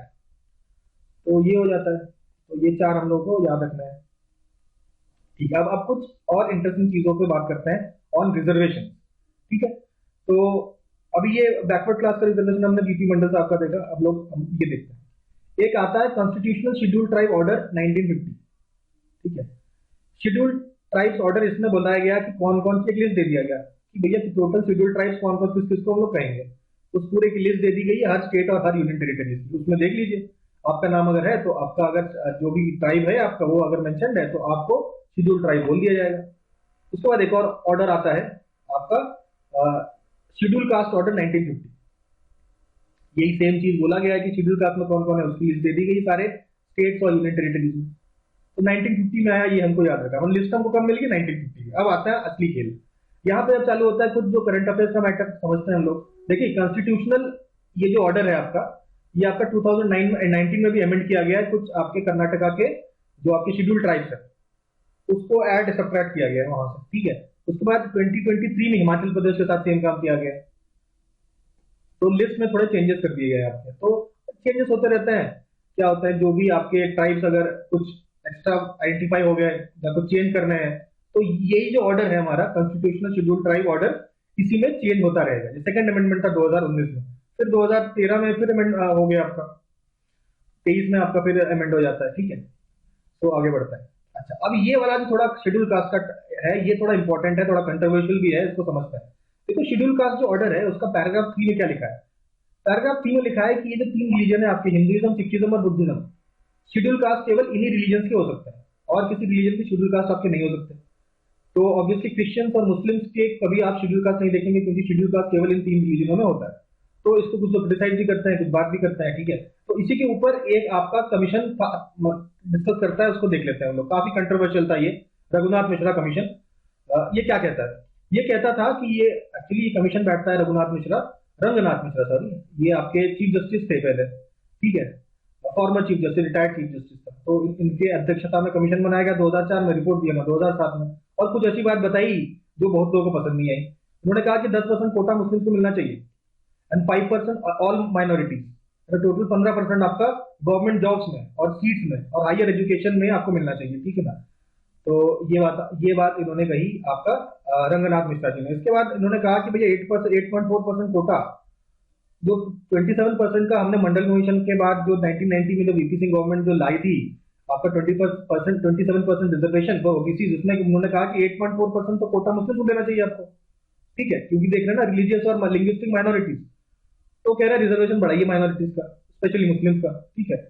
और इसके बाद उन्होंने कहा कि भाई अच्छा ऐसा रहता है कि भाई हिंदू में दलित है, हिंदू सिख और बुद्धिस्ट में आपके दलित है, तो ये दलित है अगर कन्वर्ट होके आपके क्रिश्चियंस और मुस्लिम बन जाते थे तो इनको इनका जो रिजर्वेशन है चला जाता था, क्योंकि अब रिलीजन चेंज हो गया और क्रिश्चियंस और मुस्लिम तो रिजर्वेशन है नहीं। यहाँ पे ये बताया गया कि जो दलित है जो अगर कन्वर्ट होना चाहते हैं, कन्वर्ट होने के बाद भी उनका जो रिजर्वेशन का कोटा है वो इंटैक्ट रहेगा, ठीक है। तो ये सारे जो कंसेप्ट है ये इनका काफी अपोज किया गया बीजेपी और गवर्नमेंट ने, और उन्होंने कोट भी किया कि नेहरू जी ने खुद ऐसा कहा था कि अगर आप कन्वर्ट होते हैं तो आपका ये जो शेड्यूल कास्ट का जो टैग है वो आपके साथ कन्वर्ट नहीं होगा, वो खत्म हो जाएगा। तो ऐसा नहीं होना चाहिए कि वो कंटिन्यू करे, ऐसा नेहरू जी ने भी कहा है और सारे बड़े नेताओं ने इसका अपोजिशन किया कि ऐसा नहीं होना चाहिए। तो ये था हमारे रंगनाथ मिश्रा कमीशन के बारे में। तो हम लोग ये डिस्कशन क्यों कर रहे हैं? देखिए पॉलिटिक्स में नहीं पसंद है हमको, बस ये देखना है कि ये रंगनाथ मिश्रा कमीशन यही पैरा 3 के बारे में तो बात हो रही है बेसिकली। पैरा 3 में कहा गया कि भाई मतलब नहीं जाएगा दूसरे रिलीजन का, तो इस तरीके से पैरा 3 में चेंज करने की बात आपके पॉइंट 3 से पता चलती है। तो ये 1950 का जो रूल्स है आपका constitutional order of 1950 schedule caste का, तो इसी पर आधारित है आपका रंगनाथ मिश्रा कमीशन। तो इस तरीके से लिंक कर सकते हैं, लिंक करने के लिए ये चीज आपको यहाँ पे बताया गया है, ठीक है। फिर हम लोग नेक्स्ट पार्ट पे अभी आते हैं। अब समझते हम लोग कॉन्सेप्ट ऑफ अमेंडमेंट। तो अमेंडमेंट के बारे में हम लोग काफी कुछ जानते भी हैं। तो कौन सा आर्टिकल होता है? आर्टिकल 368। कौन सा पार्ट होता है? पार्ट 20, ठीक है। पार्ट 20 आर्टिकल 368 होता है। कहां से लिया गया है? यूएसए से लिया गया है अमेंडमेंट का कॉन्सेप्ट, ठीक है। तो जहां भी रिटन कॉन्स्टिट्यूशन होता है वहां पे आपका अमेंडमेंट का कंसेप्ट हम लोग देख सकते हैं, रिटन कॉन्स्टिट्यूशन, ठीक है। अच्छा, अब यहाँ पे ऐसा सीन हमें ये भी पता है कि भाई अमेंडमेंट हम लोग कर सकते हैं किसी भी पार्ट ऑफ द कॉन्स्टिट्यूशन को कर सकते हैं, एनी पार्ट, लेकिन ध्यान में क्या रखना है, बेसिक स्ट्रक्चर को का उल्लंघन नहीं कर सकते। बेसिक स्ट्रक्चर जो कि सुप्रीम कोर्ट ने बताया कि बेसिक स्ट्रक्चर का उल्लंघन हम लोग किसी भी हालत में अमेंडमेंट करते हुए नहीं कर सकते। बाकी अमेंडमेंट हम किसी भी चीज से कर सकते हैं इंक्लूडिंग द फंडामेंटल राइट्स। ये सब हम लोग ऑलरेडी डिस्कस कर चुके हैं, ठीक है। अब कुछ बातें कि भाई अमेंडमेंट आखिर होता कैसा है, कैसा मेजोरिटी होना चाहिए, ठीक है। तो 3 प्रकार की मेजोरिटी हम लोग देखते हैं जिससे अमेंडमेंट होता है। तो तीनों हम लोग एक करके देखते हैं। सबसे पहले सिंपल मेजोरिटी। सिंपल मेजोरिटी से का मतलब क्या होता है कि अच्छा जैसे कि 552 सीटें, भाई टोटल 552 सीटें हैं, लेकिन अभी प्रेजेंटली लोकसभा में कितनी है? 545, ठीक है। तो अब इसको ध्यान में रखते हैं। अब जब सिंपल मेजोरिटी की बात करते हैं तो लेटर से 500 में से जिस दिन वोटिंग थी केवल 250 लोग आए, तो 250 लोग क्या होंगे? प्रेजेंट। 250 लोग उस समय प्रेजेंट होंगे। ये लोग अगर वोटिंग करें तो प्रेजेंट एंड वोटिंग कितने हो गए? 250। तो इसका 50%, यानी कि 250 का 50% होता है 125। तो 125 सीट वोट्स से अगर ज्यादा वोट्स आ जाते हैं तो ये अमेंडमेंट पास हो जाता है बाय सिंपल मेजोरिटी। से ही कहते हैं 50% of present and voting, this is called a simple majority. कौन कौन से अमेंडमेंट और कॉन्स्टिट्यूशन में है जो सिंपल मेजोरिटी से कर सकते हैं? जैसे कि अगर मुझे कोई नया स्टेट बनाना हो या स्टेट का बाउंड्री चेंज करना हो तब मैं ऐसा कर सकता हूँ, ठीक है। किसी भी स्टेट में हम लोग स्टेट लेजिस्लेटिव काउंसिल अगर मैं ऐड करना चाहूं तो भी ऐसा कर सकता हूं, या तो फिर सिटीजनशिप में अगर मैं अमेंड करना चाहूं तो भी आप सिंपल मेजोरिटी से अमेंड कर सकते हैं। फिर आता है हमारा स्पेशल मेजोरिटी। स्पेशल मेजोरिटी का मतलब यह है कि 50% ऑफ 545, इसका 50% जितना भी होगा, तो बेसिकली ये 250, 270, 273 वोट्स हो जाएंगे 50% ऑफ द टोटल आपके जो सीटें हैं, माइनस मतलब टोटल सीटों में से आप ये आपकी टोटल सीटें इतनी है, total maximum capacity minus vacancy जब करते हैं तो जो स्ट्रेंथ आती है उस स्ट्रेंथ का 50%, उसे कहते हैं हम लोग आपका इफेक्टिव मेजोरिटी। तो इसे कहते हैं इफेक्टिव मेजोरिटी। तो आप बात समझ में आ रही है? तो इफेक्टिव मेजोरिटी एक तो होनी चाहिए। इफेक्टिव मेजोरिटी के साथ साथ आपका two third present and voting होना चाहिए। जैसे कि प्रेजेंट एंड वोटिंग 250 थे, ठीक है। तो अब टू थर्ड के लिए बता रहे हैं, अगर दोबारा इलेक्शन होता है कभी तो उस समय 300 लोग प्रेजेंट हो जाते हैं। तो 300 लोग का टू थर्ड कितना होगा? 300 लोग का टू थर्ड हो जाएगा 200 वोट। तो 200 वोट से ज्यादा मिलने चाहिए, ठीक है। 200 वोट से ज्यादा मिलेगा तो टू थर्ड होगा, लेकिन कम से कम 273 तो होना ही चाहिए। ठीक है, तो आपका जो ये वाला मेजोरिटी है इसमें है कि 50% of the strength plus 2/3 majority, तो 50% ऑफ वोट तो मिलना ही चाहिए। अब जैसे फॉर एग्जांपल ये 2/3 मेजोरिटी 200 है, तो क्या ये बिल पारित हो जाएगा अगर 201 वोट किसी को मिला हो? तो नहीं पारित होगा, क्योंकि 50% मेजोरिटी को ये फुलफिल नहीं करता। तो दोनों चीज होनी चाहिए भाई, 50% ऑफ मेजोरिटी यानी कि इफेक्टिव मेजोरिटी भी मिलनी चाहिए और साथ साथ 2/3 प्रेजेंट एंड वोटिंग भी होना चाहिए। तो दोनों चीज अगर हम करेंगे तो ये बन जाएगा हमारा special majority. This is called as special majority. फिर आता है हमारा third, that is special majority. Special majority plus आपका कंसेंट ऑफ स्टेट्स, स्टेट्स का कंसेंट होना चाहिए। यानी कि स्पेशल मेजोरिटी तो हुई, यानी कि 50% प्लस 2/3 प्रेजेंट एंड वोटिंग के साथ साथ आपका 50% states and state legislative assemblies जो है, जितनी भी स्टेट लेजिस्लेटिव असेंबलीज हैं उनका 50% भी सपोर्ट करें। यानी कि 50% जो स्टेट्स हैं जहां लेजिस्लेटिव असेंबली है तो उसके 50% आपके सपोर्ट में होने चाहिए, तब ये आपका पास होगा। तो इसके एग्जांपल्स देख सकते हैं, जैसे कि अगर हमने प्रेसिडेंट के इलेक्शन में कुछ चेंज करना हो, एग्जीक्यूटिव का जुरिसडिक्शन बढ़ाना हो, या तो जुरिसडिक्शन बढ़ाना हो हमें सुप्रीम कोर्ट का या हाई कोर्ट का, तो उस केस में भी ऐसा कर सकते हैं। स्टेट का रिप्रेजेंटेशन आपका पार्लियामेंट में इंक्रीज करना हो तो कर सकते हैं। ठीक है, तो ये सारे प्रोसीजर हैं आपके। जैसे जीएसटी आया था जिसमें कोई स्टेट का मैटर हो, तो स्टेट का अगर कुछ मैटर हो जिसमें स्टेट इन्वॉल्व हो, जैसे कि जीएसटी काउंसिल वगैरह बनने का था, तो इसमें भी आपको ये वाला स्पेशल मेजोरिटी चाहिए। 50% आपके लेजिस्लेटिव असेंबली का भी सपोर्ट आपको चाहिए, तब आप ये वाला अमेंडमेंट कर सकते हैं। तो 3 तरीके का अमेंडमेंट शो किया गया है भाई for the amendment of constitution. ठीक है, तो ये वाला जो आपका अमेंडमेंट है 368 वाला स्पेशल मेजोरिटी वाला, ये 368 आर्टिकल में आपके मेंशन्ड है। This is mentioned in the 368 का आर्टिकल। ठीक है, तो ये सारे अमेंडमेंट के तरीके हैं। फिर हम लोग बात करते हैं रिट जुरिसडिक्शन की। तो रिट जुरिसडिक्शन की बात को प्रॉपर करेंगे, नेक्स्ट पेज में करेंगे। ठीक है, तो अब रिट जुरिसडिक्शन का मतलब यह है कि सुप्रीम कोर्ट ये कहता है कि कोई कभी भी फंडामेंटल राइट्स का जो फंडामेंटल राइट्स सबका सुरक्षित करता है कौन? सुप्रीम कोर्ट का काम है भाई सबका फंडामेंटल राइट को सुरक्षित करना। आपको अगर लगता है आपके फंडामेंटल राइट की अवहेलना हो रही है तो आप सुप्रीम कोर्ट में डायरेक्ट जा सकते हैं, ये हम जानते हैं। और सुप्रीम कोर्ट पास करता है रिट। ये कौन से आर्टिकल में लिखा है? 32, राइट टू कॉन्स्टिट्यूशनल रेमेडीज। तो ये सुप्रीम कोर्ट का पावर है। क्या हाई कोर्ट भी ऐसा कर सकता है? हाँ, हाई कोर्ट भी ऐसा कर सकता है। हाई कोर्ट का आर्टिकल कौन सा? 226 आर्टिकल। तो ये हाई कोर्ट का कर सकता है। तो ये रिट कितने प्रकार के होते हैं? सबसे पहला सवाल तो आपका ये है।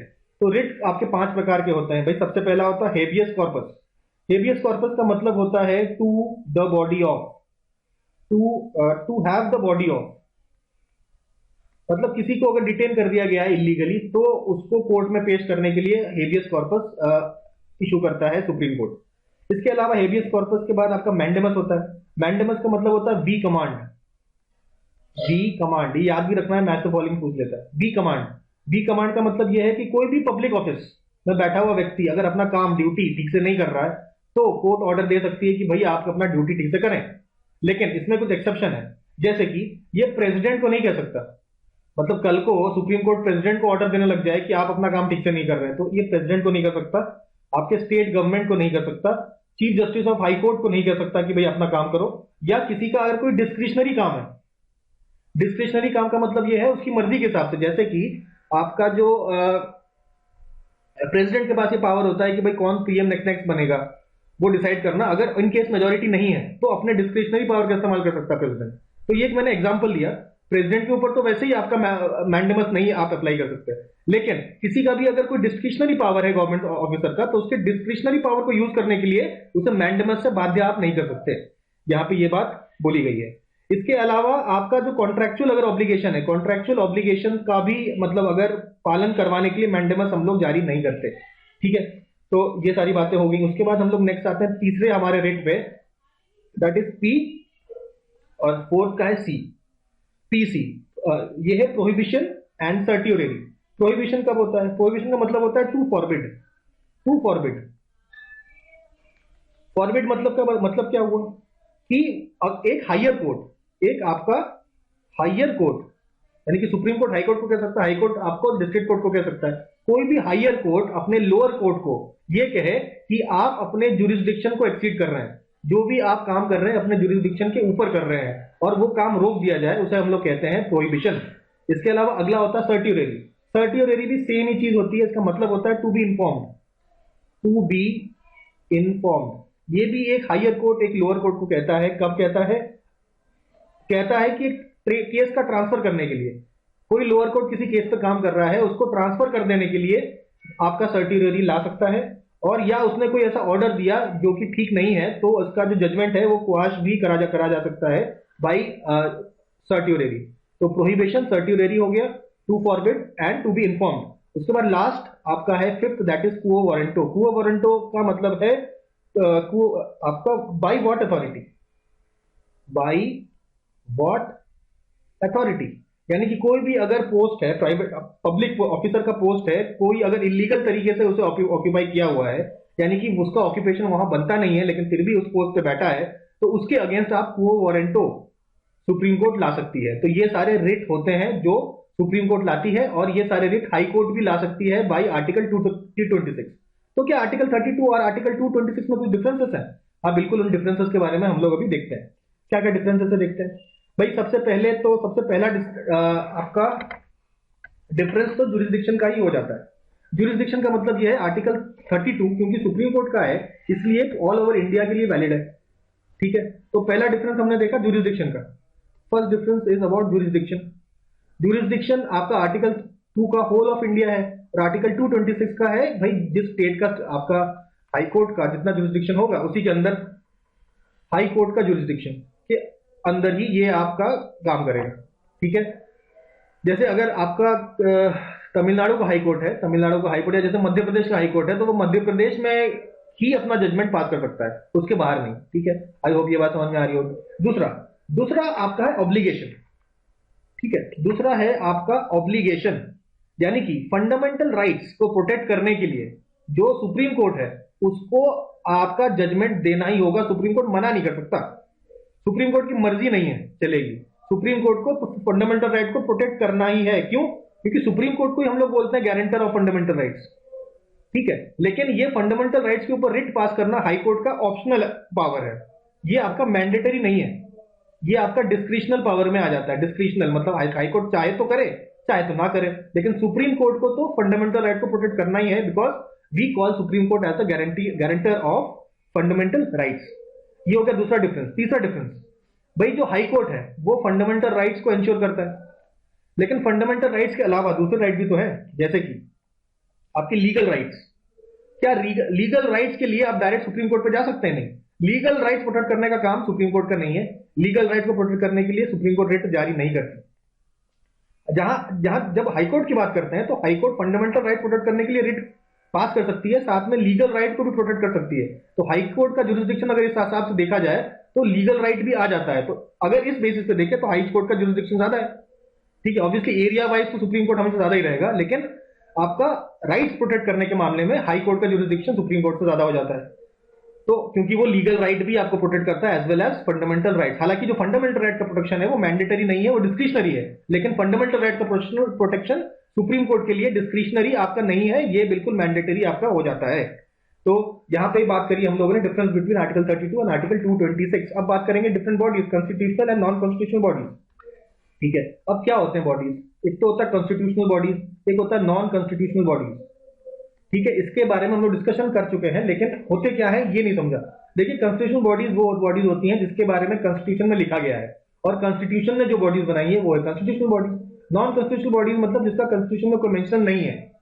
ठीक है, ये आपके स्टैट्यूटरी बॉडीज भी हो सकते हैं, स्टैट्यूटरी बॉडीज भी हो सकते हैं, या नॉन स्टैट्यूटरी बॉडीज भी हो सकते हैं। भाई नॉन कॉन्स्टिट्यूशनल जो कॉन्स्टिट्यूशन नहीं बना है। अब जो कॉन्स्टिट्यूशन ने बॉडी नहीं बनाया है वो दो तरीके से बन सकते हैं, या तो किसी लॉ के थ्रू, या तो आपका एग्जीक्यूटिव ऑर्डर के थ्रू, जैसे कि नीति आयोग। नीति आयोग आपका एग्जीक्यूटिव ऑर्डर के थ्रू बना है, कोई लॉ पास नहीं हुआ है। लेकिन अगर लॉ के थ्रू आप कोई बॉडी बनाते हैं उसको बोलते हैं स्टैट्यूटरी बॉडी। स्टैट्यूटरी बॉडी उसे बोला जाता है। तो आपके नॉन कॉन्स्टिट्यूशनल बॉडी दो प्रकार के होते हैं। अब इसके एग्जांपल सारे हम लोग ऑलरेडी पढ़ चुके हैं। क्या हम लोग इलेक्शन कमीशन पढ़ चुके हैं? पढ़ चुके हैं। क्या हम लोग यूपीएससी देख चुके हैं? क्या हम लोग एसपीएससी देख चुके हैं? बिल्कुल देख चुके हैं। आप डे 1 और डे 2 का वीडियो आप चेक करिएगा। ठीक है, कुछ छूट गया तो बताइएगा। ठीक है, कमेंट सेक्शन में कि उसको भी कवर कराएंगे। ठीक है, अटॉर्नी जनरल ऑफ इंडिया, बिल्कुल। इसके अलावा जीएसटी काउंसिल बिल्कुल पढ़ चुके हैं, ये नहीं पढ़ा हमने जीएसटी काउंसिल, अभी पढ़ेंगे। ठीक है, जीएसटी काउंसिल के अलावा हम लोग national commission of scheduled tribes, national commission of national commission of scheduled tribes, national commission of scheduled caste, national commission of backward classes. ठीक है, ये सारी चीजें भी हम लोग अभी स्टडी करेंगे। ठीक है, इसके अलावा आपका special officer of linguistic minorities, special officer of linguistic minorities, ये भी हम लोग अभी देखेंगे। ठीक है, ये सारी बातें हम लोग अभी स्टडी करेंगे। और इसके अलावा आपके नॉन स्टैट्यूटरी बॉडीज में हमने नीति आयोग देखा है। ठीक है, नीति आयोग देखा है हमने। नीति आयोग के बाद अलावा नेशनल ह्यूमन राइट्स कमीशन, ये आपका क्या है, non constitutional body. State human rights commission, ये भी नॉन कॉन्स्टिट्यूशनल है। सीवीसी, ठीक है, ये भी स्टैट्यूटरी है, ये भी स्टैट्यूटरी है, ये भी स्टैट्यूटरी है। ये आपका एग्जीक्यूटिव ऑर्डर से बना है, यानी कि ये स्टैट्यूटरी नहीं है, लेकिन नॉन कॉन्स्टिट्यूशनल तो है ही है।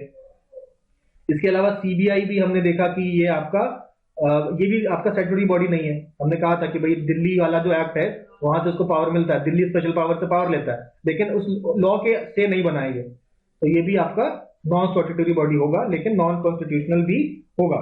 ठीक है, उसके बाद एनआईए है, उसके बाद लोकपाल है, लोक आयुक्ता है, उसके बाद एनडीएम है, नेशनल डिजास्टर मैनेजमेंट अथॉरिटी, ये नहीं देखा मैंने, ये हम लोग अभी देखेंगे। ठीक है, तो ये सारे कॉन्स्टिट्यूशनल नॉन कॉन्स्टिट्यूशनल बॉडीज हैं। कुछ हम लोग पढ़ चुके हैं, इलेक्शन कमीशन हो गया। ठीक है, इलेक्शन कमीशन तो चलो देख चुके हैं हम लोग। ठीक है, तो ये सारे बॉडीज आपके सीएजी है, यहाँ सीएजी नहीं मेंशन है, सीएजी हो गया, अटॉर्नी जनरल ऑफ इंडिया हो गया। ठीक है, एडवोकेट जनरल हो गया, एडवोकेट जनरल। तो ये सारे जो है आपके कॉन्स्टिट्यूशनल बॉडीज हैं। ठीक है, अब जो जो कॉन्स्टिट्यूशनल बॉडी डिस्कस कर चुके हैं हम लोग डे 1 डे 2 में, वो तो खत्म हो गया। जो नहीं हुए वो अभी डिस्कस करते हैं। सबसे पहले डिस्कस करेंगे हम लोग जीएसटी काउंसिल। तो जीएसटी काउंसिल कब बना? अभी रिसेंटली बना, 101 कॉन्स्टिट्यूशनल अमेंडमेंट हुआ था 2016 में। जीएसटी का जो आपका अमेंडमेंट है दैट इज 101 अमेंडमेंट, वहीं से बनता है जीएसटी काउंसिल। अब जीएसटी काउंसिल का पूछेगा सेक्रेटेरिएट कहां पे है, तो आप कहेंगे न्यू दिल्ली में है। न्यू दिल्ली में आपका सेक्रेटेरिएट है। Who is the secretary? इसका सेक्रेटरी कौन होगा? तो यूनियन रेवेन्यू सेक्रेटरी जो होगा वही आपका सेक्रेटरी ऑफ जीएसटी काउंसिल भी होगा, ex officio. Union revenue secretary is the ex officio secretary of GST council. ठीक है, अच्छा, तो अभी ये 101 से कौन सा आर्टिकल अमेंड होता है? 279A अमेंड होता है, और भी कुछ आर्टिकल अमेंड होता है। तो मेनली 279A आपका अमेंड होता है इससे, 279 ऐड होता है इससे, है ना। तो इसके अलावा आप कहेंगे कि भाई इसका चेयरमैन बता दीजिए सर। तो चेयरमैन इसका बड़ा सिंपल है, चेयरमैन है minister of finance, finance minister जो होगा उसका चेयरमैन होगा। इसके अलावा आपके minister of state revenue and finance के, रेवेन्यू एंड फाइनेंस के जो मिनिस्टर ऑफ स्टेट हैं वो भी इसके पार्ट होंगे। साथ ही साथ सारे फाइनेंस मिनिस्टर, सारे फाइनेंस मिनिस्टर का मतलब हुआ कि जितने भी आपके स्टेट गवर्नमेंट है, स्टेट गवर्नमेंट के जितने भी फाइनेंस मिनिस्टर्स हैं वो सारे भी इसका पार्ट होते हैं। तो ऐसे बनती है जीएसटी काउंसिल। तो जीएसटी काउंसिल का जो चेयरमैन होता है that is minister of finance, वो आपका वाइस चेयरमैन को चूज करता है। ठीक है, ये सारे मिलके आपके वाइस चेयरमैन को चूज करते हैं। ठीक है, और वाइस चेयरमैन का टर्म कितना होता है जो ये डिसाइड करते हैं, जो टर्म इसका डिसाइड करते हैं सब लोग मिलके वही टर्म होता है। ठीक है, सारे मिलके, ये सारे मिलके आपके वाइस चेयरमैन चूज करते हैं। तो ये सारी बातें हो गई हम लोगों की जीएसटी काउंसिल के बारे में। अब हम लोग आते हैं national commission for schedule caste वाला कहानी समझ। ठीक है, इसके बारे में हम लोग ऑलरेडी थोड़ी बहुत बात तो जानते ही हैं कि आर्टिकल 338 हमने पढ़ा था ना। तो पहले आर्टिकल 338 ही था। ठीक है, और उसमें national commission for schedule caste schedule tribe नहीं था, उसको बोलते थे special officer, special officer of SC and ST. एक ऑफिसर होता था, सिंगल ऑफिसर होता था। ठीक है, उसके बाद सोचा गया कि इसको चेंज कर दिया जाता है, special officer of SC ST को हटाकर ये लोग national commission of SC ST ले आते हैं। कब ले आते हैं? यही यहाँ पे लिखा है 1990 में। 1990 में अमेंडमेंट का नाम है 65th amendment, 65th constitutional amendment of 1990 से ये जो special officer of schedule caste and schedule tribe है ये national commission for schedule caste और शेड्यूल ट्राइब में डिवाइड हो जाता है। उसके बाद 2003 में ऐसा सोचा जाता है कि ये तो आपका ठीक है, लेकिन सोचा जाता है शेड्यूल ट्राइब्स के जो नीड्स है वो शेड्यूल कास्ट से थोड़े डिफरेंट है, तो शेड्यूल कास्ट के लिए एक नया कमीशन बनने की जरूरत है, लोग सोचते हैं। तो फिर आता है 89th कॉन्स्टिट्यूशनल अमेंडमेंट। कब आता है? 2003 में आता है, मेंशन भी किया मैंने 2003 वाला। तो इससे एक नया बन जाता है national commission for schedule tribes. आप कहेंगे इसका आर्टिकल बताइए। भाई जो 338 है, 338 के अलावा एक 338 ए बना देते हैं, जो जो कि होता है national commission for scheduled tribe, और ये तो रहता है national commission for schedule caste. तो दो हो गए ये, ठीक है। तो अब यहाँ पे एक चीज और, जब शेड्यूल ट्राइब्स की बात हो ही रही है तो हम लोग समझते हैं कि भाई क्या प्रोसीजर है शेड्यूल ट्राइब को ऐड करने का, ठीक है। उससे पहले national commission of schedule tribes में कौन कौन होंगे, देखिए एक चेयरमैन होगा, एक आपका वाइस चेयरमैन होगा ऑब्वियसली, इसके अलावा 3 और मेंबर्स होंगे। सवाल पूछेगा कि भाई इसको चूज कौन करेगा, अपॉइंट कौन करेगा, तो प्रेसिडेंट करेगा। इसको अपॉइंट करने का काम होता है प्रेसिडेंट का। अब आते हैं हम लोग इस वाले केस पे कि शेड्यूल ट्राइब कैसे हम लोग डिस्क्राइब करते हैं। तो शेड्यूल ट्राइब का मतलब ये है, जो कॉन्स्टिट्यूशनल ऑर्डर था 1950 का, जिसमें लिस्ट था शेड्यूल ट्राइब का, ठीक है, इसी को तो अमेंड करना है हमें, इसी को अमेंड करके कुछ ऐड करना है या कुछ सब्ट्रैक्ट करना है, ठीक है। तो अब क्या हुआ, अगर ऐड करने का तरीका देखेंगे हम लोग, ऐड करने के लिए कहा तो कोई एक स्टेट होगा, किसी स्टेट का होगा ना, किसी स्टेट का एक शेड्यूल ट्राइब है। स्टेट वाइज होता है ये सब, है ना, स्टेट वाइज होता है। हो सकता है कि एक जो आपका ट्राइब है, मतलब स्टेट डिसाइड करता है, तो गवर्नर जो है स्टेट का, उसको लोगों ने बोला कि भाई एक शेड्यूल ट्राइब, हमारा एक शेड्यूल ट्राइब है, इसको अब लिस्ट करवाइए। तो गवर्नर ने देखा कि भाई लिस्ट करना चाहिए कि नहीं, तो गवर्नर है, या अगर यूटी की बात करें तो यूटी का एडमिनिस्ट्रेटर है, उसने देखा कि हाँ ये शेड्यूल ट्राइब को स्टेटस तो मिलना चाहिए। तो उसके बाद अगला स्टेप उन्होंने कह दिया, भेज दिया इसको मिनिस्ट्री ऑफ ट्राइबल अफेयर्स के पास कि ये वाला शेड्यूल ट्राइब हमें ऐड कराना है, ठीक है। तो मिनिस्ट्री ऑफ ट्राइबल अफेयर्स ने एक प्रपोजल बनाया और इसको भेज दिया आपको national commission of schedule tribe के पास। तो national commission of schedule tribe ने देखा, उसने कहा कि हाँ बात तो ठीक है, ये तो कोई शेड्यूल कास्ट बनना चाहिए, सॉरी शेड्यूल ट्राइब में ऐड करना चाहिए। इसके अलावा इन्होंने परमिशन ली आपके registrar general of India, registrar general of India ने भी सहमति भरी कि हाँ ऐड होना चाहिए ये शेड्यूल ट्राइब। तो इन दोनों ने जब पूरा परमिशन दिया, तब जाके मिनिस्ट्री ऑफ ट्राइबल अफेयर्स को उन्होंने हामी मतलब अपना नोट दिया, कहा कि हाँ भाई अब आप कुछ करिए इसके लिए।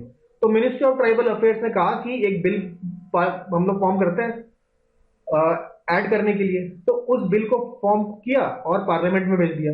पार्लियामेंट में अगर ये पास हो जाता है तो लॉ बन जाएगा, और लॉ बनते ही कुछ आपका अमेंड हो जाएगा, आपका ये वाला जो कॉन्स्टिट्यूशनल ऑर्डर है इसको अमेंड कर दिया जाएगा और नया शेड्यूल ट्राइब इसमें ऐड कर दिया जाएगा। तो ये वाला पूरा प्रोसीजर फॉलो होता है शेड्यूल ट्राइब ऐड करने के लिए।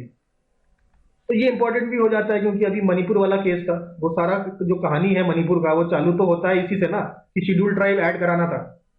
तो उसको अगर आप पढ़ेंगे तो आपको देखेंगे, इसलिए ये वाला पोर्शन थोड़ा इंपॉर्टेंट हो जाता है करंट अफेयर्स के को फोकस करते हुए। अब बच गया आपका national commission for backward classes. अब भाई 338 देख लिया हमने, 338 ए देख लिया, 338 बी भी देख लेते हैं। 338 बी की जो कहानी है वो स्टार्ट होती है 1993 में। 1993 में आपका एक national commission for backward classes बनता है, ठीक है। तो national commission of backward classes बन जाता है 1993 में, तो क्या दिक्कत है, लेकिन इसको कॉन्स्टिट्यूशनल स्टेटस में नहीं मिलता, मतलब 338 बी नहीं आता। उसके बाद 2018 में सोचा जाता है ये national commission of backward classes है, उसको स्टेटस मिलना चाहिए कॉन्स्टिट्यूशनल स्टेटस। फिर आपका आता है अमेंडमेंट, ठीक है। फिर अमेंडमेंट आता है, कौन सा अमेंडमेंट, 102 वाला अमेंडमेंट। भाई 101 अमेंडमेंट किसका था, जीएसटी का था, हमने देखा। और जो 102nd अमेंडमेंट है that was to add 338 B, यानी कि national commission for backward classes 338 से ऐड करा दिया जाता है। इस तरीके से आपका नेशनल कमीशन ऑफ जो बैकवर्ड क्लासेस को आपका मिल जाता है कॉन्स्टिट्यूशनल स्टेटस। इसका भी चेयरमैन होगा, इसका भी वाइस चेयरमैन होगा, और इसमें भी 3 मेंबर्स होंगे। इसको भी आपका जो अपॉइंट करने का काम होगा वो होगा प्रेसिडेंट का, ठीक है। और इसको पावर मिले होंगे सिविल कोर्ट का, सिविल कोर्ट के पावर मिले होते हैं इन सबको, सारे नेशनल कमीशन को सिविल कोर्ट के पावर मिले होते हैं। मतलब अगर ये आपको बुलाए तो आपको जाना पड़ेगा, अटेंडेंस देना पड़ेगा। अगर ये आपसे ओथ दिलवाए तो ओथ भी लेना पड़ेगा आपको, ठीक है। अगर ये आपसे कहे कि एफिडेविट बनवाने के लिए या कुछ एविडेंस प्रोवाइड करने के लिए, वो भी प्रोवाइड करना पड़ेगा। तो ये इनके पास सिविल कोर्ट की पावर भी होती है। अब आते हैं हम लोग special officers for linguistic minorities. ये 7 कॉन्स्टिट्यूशनल अमेंडमेंट एक्ट ऑफ 1956, ये हम लोगों ने कहाँ पढ़ा था, ये हम लोगों ने पढ़ा था स्टेट रीऑर्गेनाइजेशन एक्ट जो था उसमें पढ़ा था हमने। तो 7th कॉन्स्टिट्यूशनल अमेंडमेंट से आपका special officer for linguistic minorities भी ऐड किया जाता है। कहाँ ऐड किया जाता है, आर्टिकल 350 बी में पार्ट 17 में आपका special officer for linguistic minorities add किया जाता है। तो इसका पूछेगा हेडक्वार्टर किधर है, तो इसका हेडक्वार्टर है इलाहाबाद में या करेंटली प्रयागराज में, इसका हेडक्वार्टर है।